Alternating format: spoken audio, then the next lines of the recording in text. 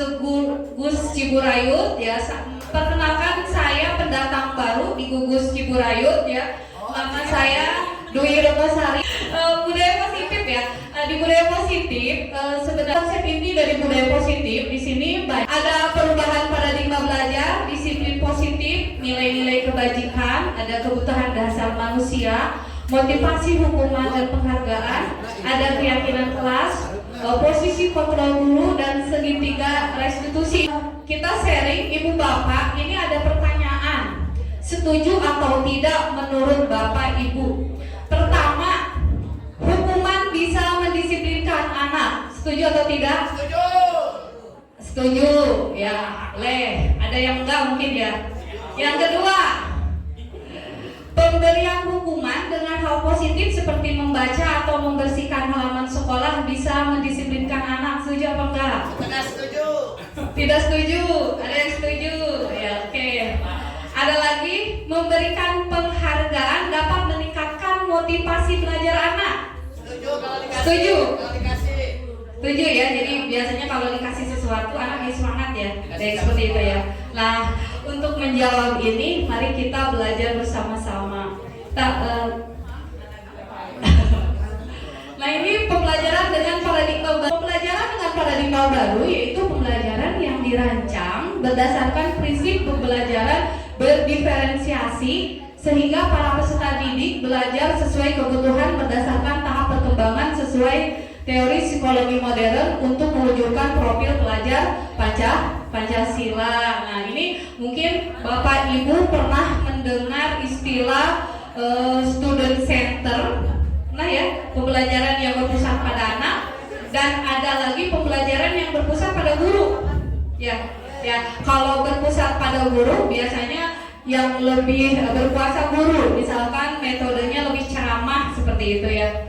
Nah, kalau student center itu berpusat pada anak. Jadi dalam pembelajaran lebih kegiatan itu berpusat pada anak. Misalkan contohnya lebih ke project mungkin ya, project, diskusi kayak gitu, terus pembuatan karya. Nah, guru hanya memfasilitasi anaknya yang lebih kreatif. Nah, itu pembelajaran berpusat pada murid. Nah, kalau diferensiasi itu kan pembelajaran yang memang kebutuhan anaknya apa gitu. Nah, ini disiplin positif. Nah, disiplin positif ini sebenarnya yang kita ingin harapkan. Jadi anak itu anak itu melaksanakan peraturan atau belajar, tetapi tidak dipaksa dengan kemauan sendiri. Maksudnya di sini disiplin sendiri itu berasal dari kata disiplina yang artinya belajar. Disiplin mengacu pada disiplin diri yang memiliki tanggung jawab terhadap apa yang dilakukan berdasarkan nilai-nilai yang diyakininya. Ya. Kemudian disiplin positif merupakan salah satu cara penerapan disiplin yang bertujuan untuk menumbuhkan kesadaran serta memberdayakan peserta tanpa imbalan penghargaan, reward, ancaman atau hukuman. Gitu. Jadi dalam dirinya sendiri. Seperti pertanyaan yang tadi ya, yang ketiga, apakah imbalan itu bisa meningkatkan motivasi? Nah, jawabannya di sini sebenarnya. Jadi sadar dia akan belajar lebih baik tanpa dikasih reward gitu.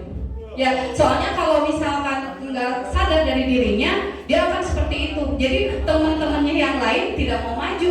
Kalau misalkan dia di kelas ngerasa pintar, dia terus.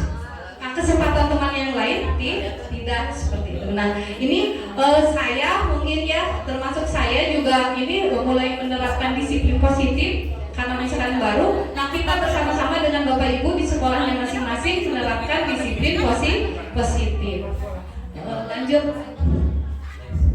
Nah, ini yang tadi ya. Nah, terus apa yang akan kita lakukan sebagai seorang guru nih, sebagai pendidik? Tujuan kita adalah menciptakan anak-anak yang memiliki disiplin sendiri sehingga mereka bisa berperilaku dengan mengacu pada nilai-nilai kebajikan universal dan memiliki motivasi intrinsik dan bukan ekstrinsiknya dari dirinya tadi ya. Jadi dia melakukan hal kebaikan itu memang dari dirinya gitu. Tidak dari ekstrinsik. Misalkan seperti itu ya. Mau contoh misalkan saya guru nih.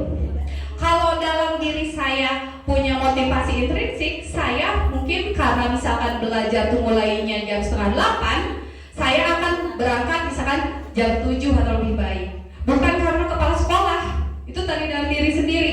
Tapi kalau intrinsik itu karena kepala sekolah, karena ayah kepala sekolah isuk-isuk saya kira datang isuk-isuk di sini di sini cap tidak baik misalkan seperti itu. Ataupun pulang sama misalkan dari kesadaran diri sendiri, ini mah jam pulang baru mau pulang ya gitu seperti itu.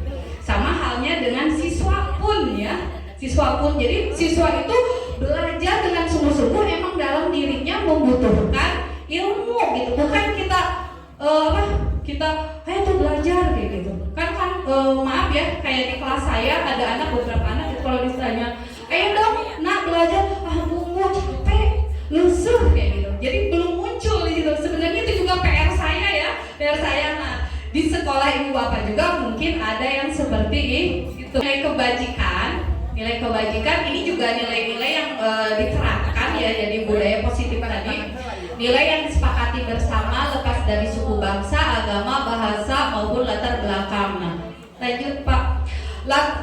Nilai-nilai kebajikan sebenarnya sudah tercantum dalam profil pelajar Pancasila. Jadi itu memang dibuat sama pemerintah untuk menilaikan nilai-nilai kebajikan.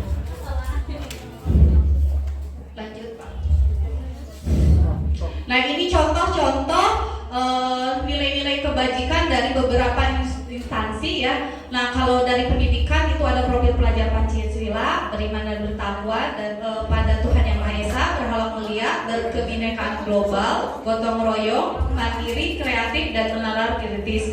Nah, di beberapa instansi juga ada ya, di situ ada keterampilan hidup seperti dapat dipercaya, lurus. Nah, ini semuanya hal-hal yang positif ya. Lanjut Pak Ismet. Nah, ini perilaku, lanjut lagi Pak Ismet. Biar lebih cepat beres ya. Ini hukuman, konsekuensi dan restitusi. Coba Pak Ismet lagi punten. Nah, ya, ibu bapak di sekolah misalkan ya. Kalau anak yang melanggar peraturan, biasanya ibu kasih hukuman apa konsekuensi? Kasih hukuman misalkan gini, harusnya kan belajar itu jam 7 terus jam 8 ya di SD. Dia datang jam 9, dia datang, ibu saya baru datang, ibu bapak mau marah apa enggak? Oh iya Pak Ahmad. Kalau Pak Ahmad bilang ini misalkan, mana sih mas nyaho, asup ke setengah 8 reki orang datang misalkan. Kalau kita seperti itu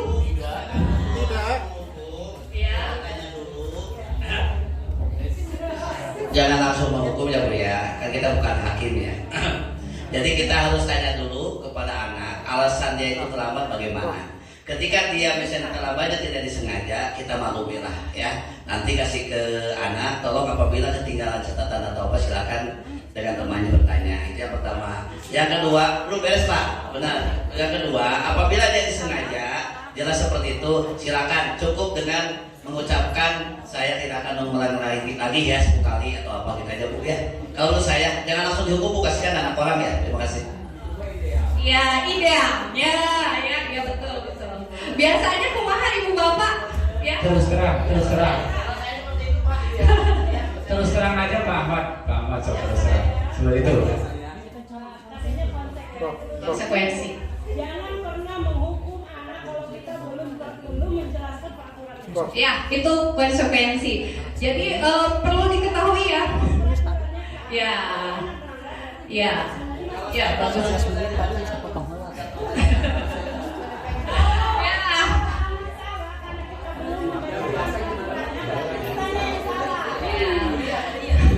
Ya, bagus Bu, sangat bagus sekali. Memang Ibu ya, Ibu Bapak, seperti ini ya contoh di depan. Nih nanti Ibu Bapak pilih ini kehukuman atau konsekuensi. Mencatat 100 kali di dalam buku kalimat, saya tidak akan terlambat lagi karena terlambat ke sekolah. Hukuman atau konsekuensi? Hukuman. Oke, nanti kita lihat ya. Lari mengelilingi lapangan basket 2 kali karena terlambat hadir di sekolah. Hukuman katanya. Oke. Murid diminta untuk push up 15 kali karena tidak menggunakan masker ke sekolah. Mama, ketika kamu ya. Boleh. Boleh. Misalkan selanjutnya mengganti kertas tugas teman yang telah dicoret-coret. Konsekuensi bagus. Membersihkan tumpahan air di meja tulis karena tersenggol pada saat belajar. Konsekuensi, oke. Murid disuruh untuk mengenakan sepatu seharian di sekolah karena tidak mengenakan sepatu hitam. Hukuman. Lari mengelilingi lapangan basket 2 kali karena terlambat 10 menit untuk pelajaran PJOK. Konsekuensi. Coba Pak, kita lihat jawabannya apa. Nah, ini Bapak Ibu kalau mencatat berarti mencatat sekali berarti hukuman. Lari mengelilingi lapangan basket hukuman. Murid diminta untuk push up juga hukuman. Mengganti kertas tugas itu konsekuensi. Membersihkan tumpahan air di meja tulis ya karena tersenggol pada saat belajar konsekuensi. Lari mengelilingi lapangan basket ini ya 2 kali karena terlambat 10 menit untuk pelajaran PJOK itu masuknya konsekuensi ya. Jadi ada perbedaan sebenarnya. Itu mirip-mirip ya, mirip-mirip tapi berbeda. Kalau hukuman, kita memberikan hukuman ke anak, anak tidak tahu, tidak ada perjanjian dulu. Misalkan tadi ya keliling 10, terus push up 10 kali gitu. Tapi kalau konsekuensi sebelum pembelajaran itu sebenarnya setiap tahun itu kita sepakatan dulu. Kalau misalkan terlambat itu harus bagaimana gitu. Kan kita maaf ya termasuk saya nggak melakukan itu, ya kan? Iya. Kalau ngambil sampah sebenarnya sebelumnya ada perjanjian dulu nggak Pak? Kalau enggak itu maksudnya kehukuman. Iya, walaupun hal yang positif yang tadi pertanyaan awal. Ya, kalau konsekuensi itu sebenarnya dari awal harus ada yang perjanjian dulu. Lari ada perjanjian, kalau ada perjanjian berarti masuknya konsekuensi Bapak gitu. Jadi kalau anak terlambat, tahu, nggak usah kita capek-capek, rumah-rumah. Oh ya Bu, saya terlambat, berarti saya harus bersihkan WC gitu. Nah, sebaiknya juga kalau memberikan seperti itu jangan menghukum secara fisik. Kalau sekarang itu Pak, kan kita mah biasanya misalkan terlambat membersihkan WC gitu. Sebaiknya enggak. Ya. seperti itu, cari hal yang lebih positif gitu ya. Misalkan kalau telat, bolehlah misalkan membacakan ayat-ayat Al-Quran yang pendek misalkan, tapi dibilang dulu dari awal pembelajaran. Ya, terlambat membersihkan WC gitu. Sebaiknya enggak. Ya. seperti itu, cari hal yang lebih positif gitu ya. Misalkan kalau telat, bolehlah misalkan membacakan ayat-ayat Al-Quran yang pendek misalkan, tapi dibilang dulu dari awal pembelajaran. Ya, memang kesalahan saya juga belum Pak ya, belum. Karena membaca modul saya juga harus seperti itu gitu, kita sama-sama belajar. Ya seperti itu. Lanjut Pak ke atas, maaf. Ke atas dulu, ke atas. Lagi Pak. Lagi. Nah, ini Pak ya tadi. Kalau hukuman itu dan anak merasa tersakiti dan dipermalukan, itu hukuman. Kalau konsekuensi sudah terencana atau sudah disepakati, sudah dibahas dan disetujui oleh murid dan guru ya, sudah mengetahui sebelumnya konsekuensi yang akan diterima bila ada pelanggaran. Nah, kalau yang restitusi itu sebenarnya untuk mengembalikan anak yang tadinya merasa bersalah untuk kembali lagi ke hal yang yang normalnya gitu. Nanti kalau yang ini kita ada diskusi dengan guru bagaimana untuk penyelesaiannya. Lanjutkan mungkin ya, saya dan anak-anak pasti sering melakukan kesalahan ya. Nah, memang kalau di sekolah biasanya guru paling ngerasa benar gitu. Ya, ngerasa benar-benar. Nah, biasanya anak ayam yang melakukan kesalahan itu mereka punya kebutuhan dasar yang tidak terpenuhi. Nah, di sini kita belajar dulu kebutuhan dasar itu segala sesuatu yang kita lakukan untuk mendapatkan apa yang kita inginkan. Sok langsung Pak. Nah, kebutuhan dasar manusia termasuk saya dan ibu bapak dan anak-anak di sekolah itu punya kebutuhan dasar ada 5. Pertama, bertahan hidup, kesenangan, kasih sayang bisa diterima, penguasaan dan kebebasan. Kayak ini. Nah, bila salah satu kebutuhan dasar ini tidak terpenuhi, pasti akan melakukan satu pelanggaran. Bukan hanya anak, kita juga. Misal contoh, anak di kelas sedang belajar nunutan begitu. Nunutan. Nah, kita tanya, kenapa kamu nunutan? Nggak makan Bu, tadi sarapan. Nah, berarti kebutuhan bertahan hidupnya tidak terpenuhi seperti itu. Sama halnya, misalkan di kelas ada anak yang agresif, terdaya cicing, kedung-kedung ngadu, kedung-kedung leweh, bahasa kasarnya bengeng kayak gitu ya. Kayak gitu ya, ada yang seperti itu, termasuk di kelas saya, maksudnya ada seperti itu ya. Nah, ternyata pas saya tanyakan apa sih masalahnya gitu, ternyata anak itu tuh anak yatim. Ya, anak yatim, makanya mungkin dari kebutuhan dasar yang kelima ini dia tidak terpenuhi, termasuk kasih sayang. Bisa diterima seperti itu, kasih sayang. Jadi dia cari perhatian ke temennya. Dia kalau maaf ya, murid saya itu kalau di kelas itu nggak bisa diam, pasti noel kakak-kakak anak. Terus pada kebutuhannya yang tidak terpenuhi yaitu kasih sayang bisa diterima. Jadi nyari perhatiannya ke temen, ke guru kayak gitu. Seperti itu. Itu kebutuhan dasarnya. Makanya bila salah satu kebutuhan dasar, kelima kebutuhan dasar ini tidak terpenuhi, biasanya akan melakukan suatu pelanggaran. Bukan hanya anak, sebenarnya kita juga ya. Kita juga misalkan nih bertahan hidup nih, sekarang aja nih mau jam 12 kan perut sudah meronta-ronta ya, seperti itu ya kan, pasti kita tidak konsentrasi. Nah, karena tidak konsentrasi, masalahnya di mana? Itu bertahan hidup teh ya, seperti itu contoh ya Bapak Ibu. Oh betul. Pak Ismet, punten.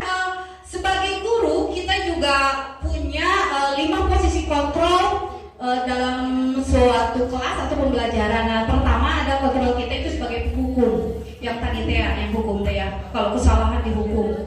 Kamu terlambat lari 100 kali, misalkan seperti itu hukum ya.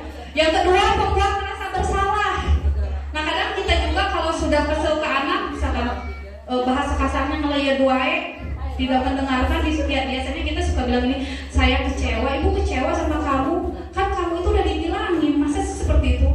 Nah, itu merasa bersalah, itu biasa teman. Ya, kadang kita juga memposisikan kita dengan anak-anak itu sebagai teman ya. Ada nggak ibu bapak?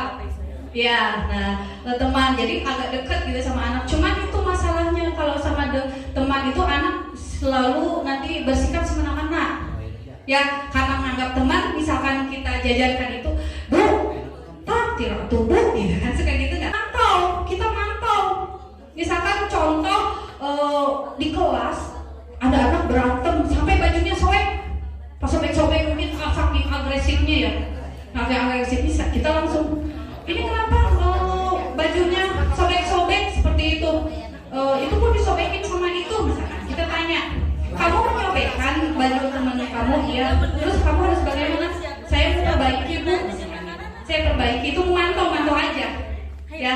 Nah, yang lebih ideal sebenarnya posisi kontrol yang ini, yang manajer ya, seperti manajer aja ya, manajer. Nah, kalau yang manajer kita itu lebih ke diskusi ya, lebih diskusi. Misalkan tadi yang berantem kita ajak, kalau bajunya sudah robek kayak gini, kamu mau lakukan apa?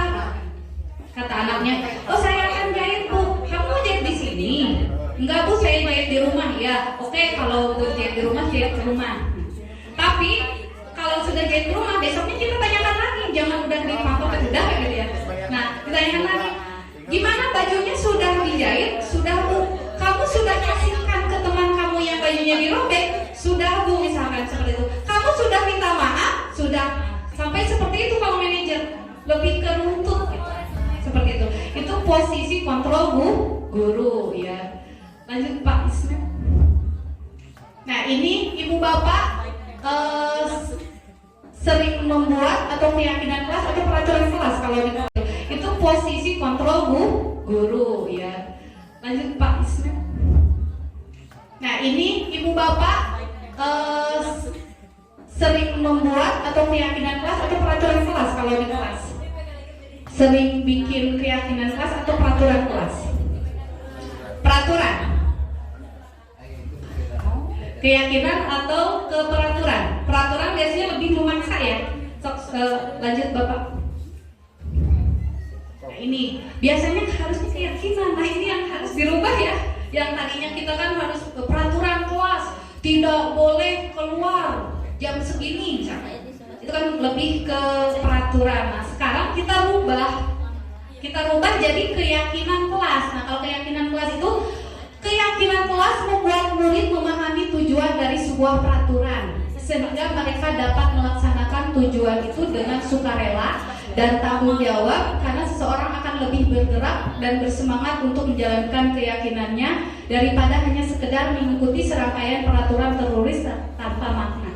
Nah biasanya kalau di kelas setiap awal tahun kita bikin peraturan itu yang buat biasanya gurunya, ya kan? Gurunya. Ya, tapi kalau keyakinan kelas sebenarnya yang buatnya itu anak, ya, anak. Kemudian guru hanya fasilitasi ya. Kemudian kita sepakati. Ya, saya tadi pernah lihat ini nih contohnya ada contoh kesepakatan kelas. Ya, mungkin kalau kesepakatan kelas itu kata-katanya lebih positif dibanding peraturan. Kalau peraturan kan biasanya jangan terlambat. Kalau kesepakatan kelas, misalkan bisa katanya tertib gitu. So, Bapak punten slide selanjutnya ini ada contoh nih. Nah ini contoh kesepakatan kelas. Nah kata-katanya mungkin yang datang tepat waktu. Nah atau mengucapkan salam.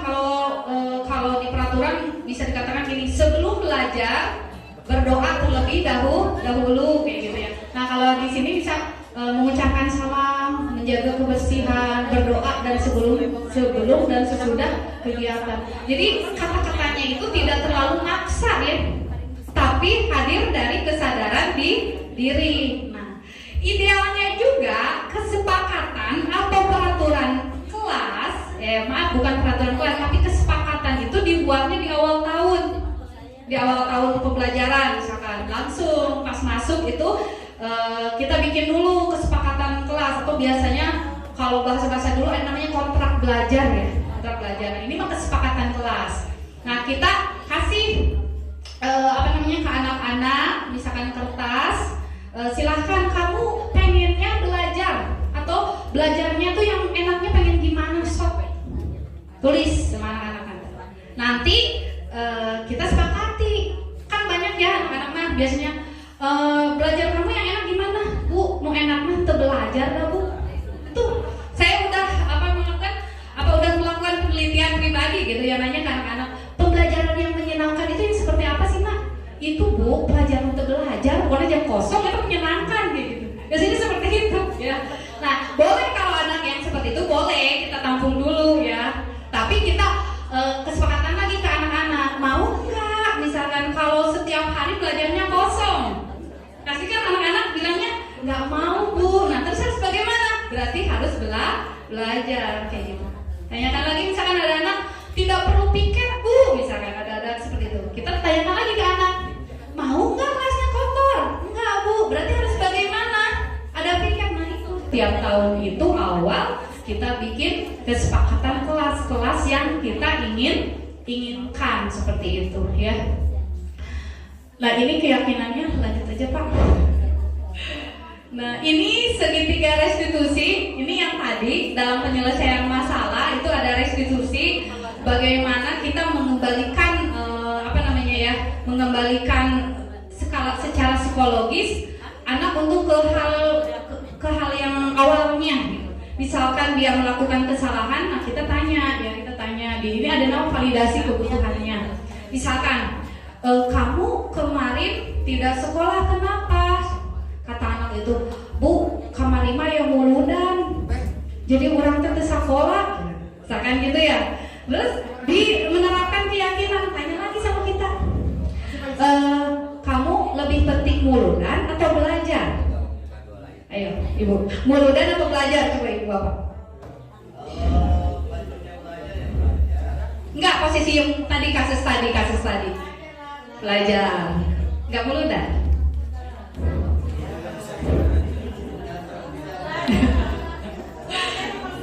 Perlu wajib. Ya, saya juga suka menerapkan gitu ke anak-anak. Ibu tanya dulu, hari belajar hukumnya apa? Wajib. Terus hari wajib kumaha? Harus belajar. Ya udah, kamu maunya yang mana? Belajar. Nah, biasanya seperti itu. Saya juga terapkan seperti itu. Jadi kita ajak diskusi dulu. Bagaimana sih penyelesaian yang baik? Nah, barulah nanti menstabilkan identitas. Nanti kan kalau seperti itu, anak diajak untuk diskusi, dia merasa muncul kepercayaan dirinya. Ya kan? Bahwa itu teh, oh berarti yang saya lakukan itu saya wajib belajar. Nah, setelah belajar boleh puludan atau cari puludan di waktu-waktu yang tidak mengganggu. Itu restitusi ya, slepi 3 restitusi. Nah, sebenarnya kalau materi ini saya juga share masalah itu ternyata ada alur penyelesaiannya. Lanjut Pak. Oh iya, terima kasih. Assalamualaikum warahmatullahi wabarakatuh.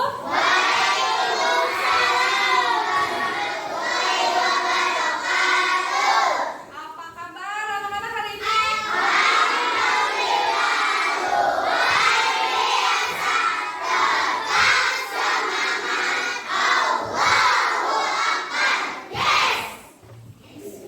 Oke, tepuk semangat.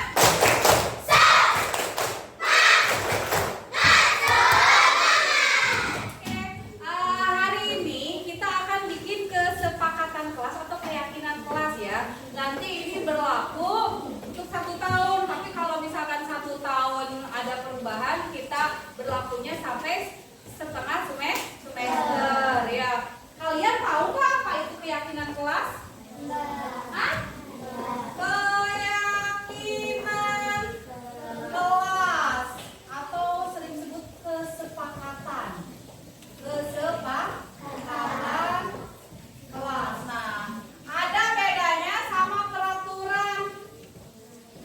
Nah, biasanya kan kalau kamu biasanya dengar peraturan ya, bukan keyakinan ya. Kalau peraturan itu biasanya jangan terlambat. Itu biasanya peraturan. Ya, kalau keyakinan atau kesepakatan kita kalau belajar kita pengen apa, seperti apa. Misalkan jangan sampai kayak kemarin ada yang makan di kelas gitu. Nah, sebelum itu Ibu pengen tahu kita bikin kesepakatan kelas dulu. Nah, bedanya gini. Kalau keyakinan atau kesepakatan kelas, ini yang bikin, yang membuat kalian berarti siswa dan guru. Jadi kamu yang mau, ya kamu maunya kelas seperti apa gitu. Nanti teh kamu yang bikin. Terus kita sepakati sampai setengah tahun. Nah, kalau peraturan biasanya guru yang bikin. Tadi teh jangan terlambat. Ya, kalau terlambat itu perbuatan baik atau buruk? Harusnya seperti apa? Harusnya iya, supaya tidak terlambat harus gimana? Datangnya pagi, tepat waktu ya. Seperti itu. Itu bedanya keyakinan kelas sama peraturan kelas. Paham? Nah, sekarang Ibu akan bagikan sinop ini. Nanti ya kalian tulis di sini kelas seperti apa yang kamu inginkan. Coba misalkan Arul, kamu pengen kelas yang apa? Main bola biasanya si Arul main bola terus ya di kelas ya. Kamu yang kamu nggak mau main bola di kelas, tapi kenapa kamu suka main bola di kelas? Apa coba? Hah? Seneng? Nggak boleh ya kayak gitu. Nah, nanti semua tulis di sini kamu pengen kelas yang seperti apa yang kamu inginkan ya? Oh, jujur aja kamu pengen gimana ya? Aku Rama arek sekolahnya cepet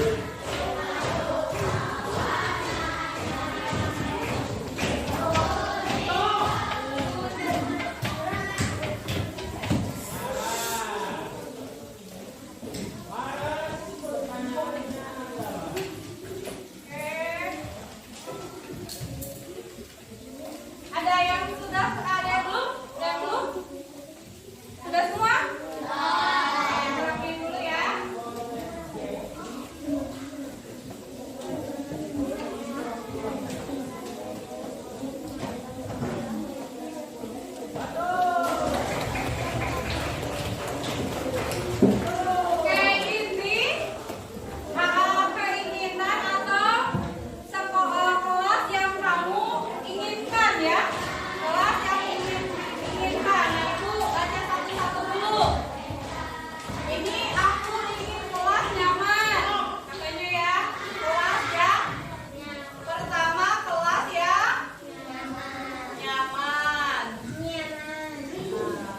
Kedua ada ingin kelas jangan ribut. Di kelas jangan ribut katanya. Ada lagi saya ingin aman. Aman berarti maksudnya ke sini aja ya. Aman, nyaman, aman.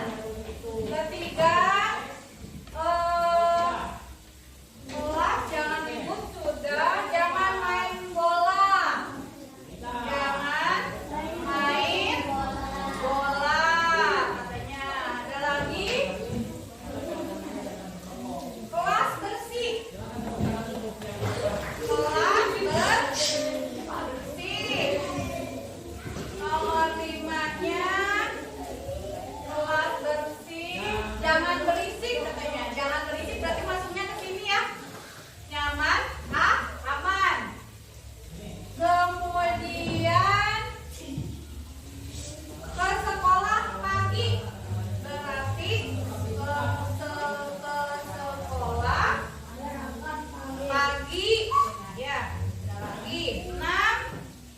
Coba sekolah pagi sama.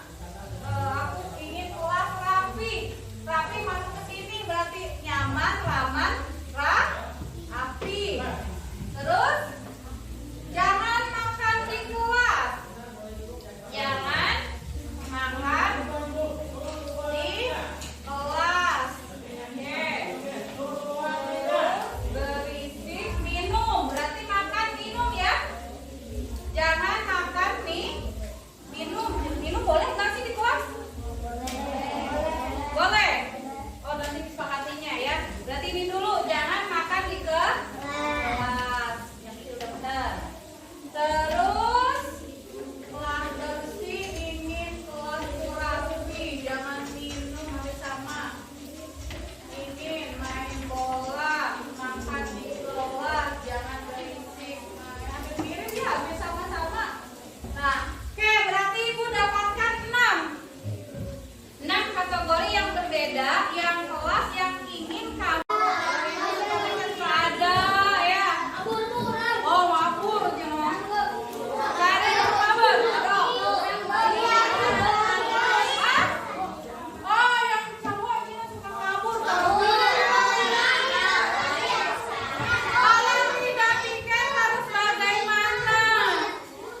Dihukum apa kalau nggak tiket? Dihukum apa?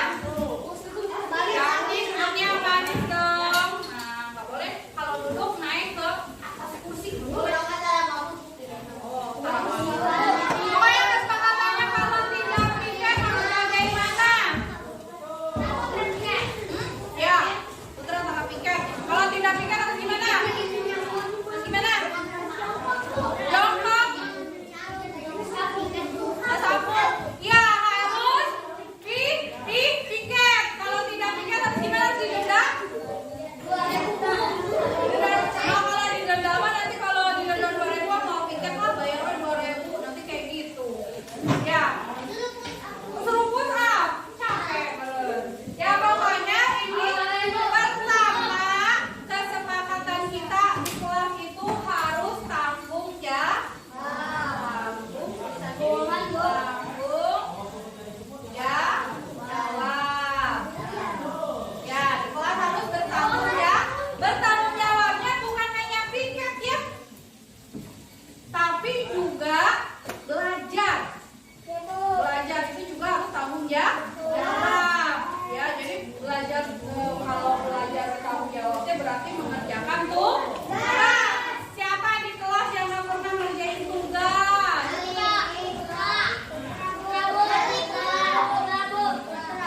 Pokoknya bukan aja, semuanya harus bertanggung jawab.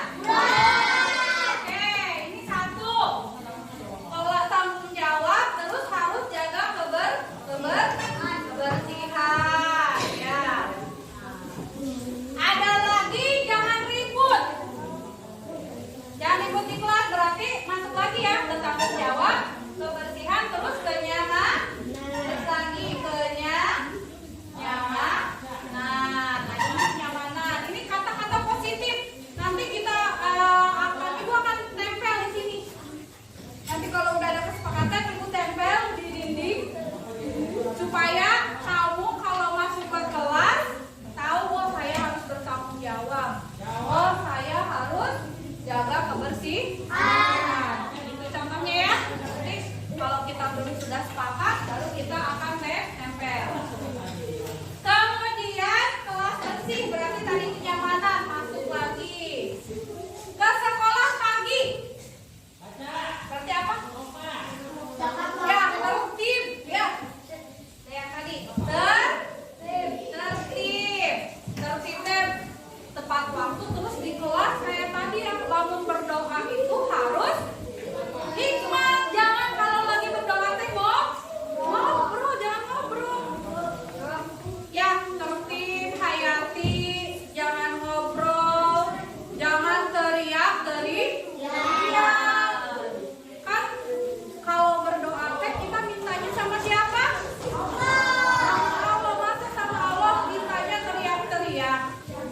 Kalau kalian minta ke ibu kamu teriak-teriak, ibu mau dikabulkan, kita mau kan? Kalau mau Allah menangannya.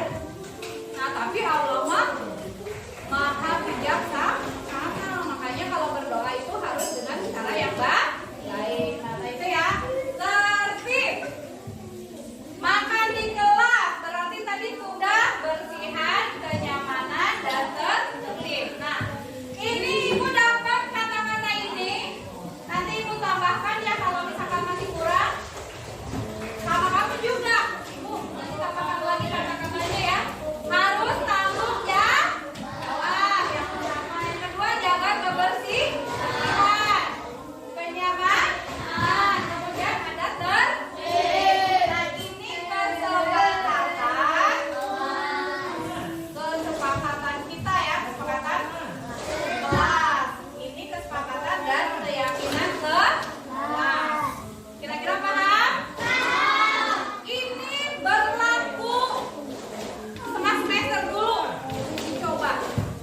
Ya, nanti kalau misalkan masih ada yang kurang, kita boleh tambahkan. Nanti sudah kebagian rapor, kita bikin lagi kesepakatan kelas. Kira-kira paham? Paham? Ada pertanyaan? Tidak ada? Nah, kalau tidak ada, ibu akhirin dulu ya kesepakatan kita. Wabillahi taufiq wal hidayah. Wassalamualaikum warahmatullahi wabarakatuh.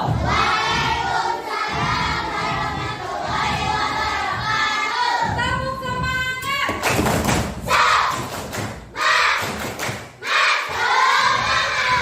Oke, terima kasih.